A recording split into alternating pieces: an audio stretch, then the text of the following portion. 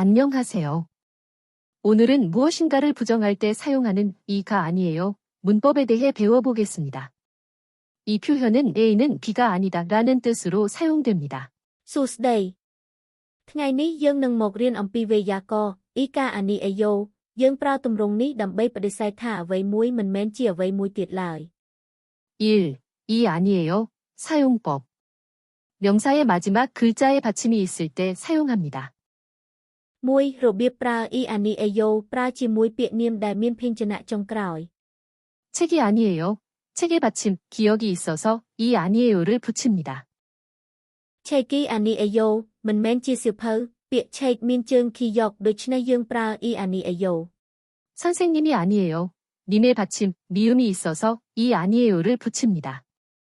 សន្សេងនីមីអានីអាយ៉ូ មិនមែនជាគ្រូបង្រៀន ពាក្យសន្សេងនីមមានជើងមីអ៊ឹម ដូច្នេះយើងប្រើអ៊ីអានីអាយ៉ូ 이가 아니에요. 사용법.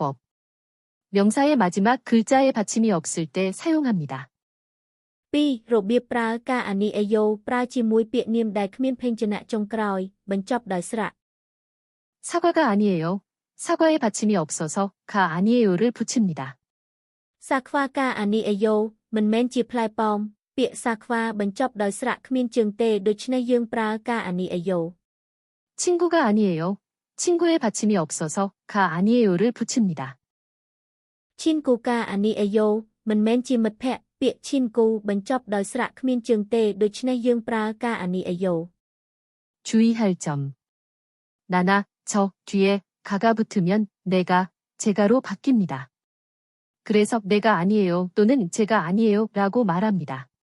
ចំណុចគួរប្រុងប្រយ័ត្ននៅពេលប្រើជាមួយពាក្យខ្ញុំខ្ឈរ វានឹងប្ដូរទៅជាឆេការអានីអាយ៉ូ មិនមែនជាខ្ញុំទេ 요약하자면 받침이 있으면 이 아니에요. 받침이 없으면 가 아니에요. សេចក្តីសង្ខេប នាមមានជើងប្រើអ៊ីអានីអាយ៉ូ នាមគ្មានជើងប្រើការអានីអាយ៉ូ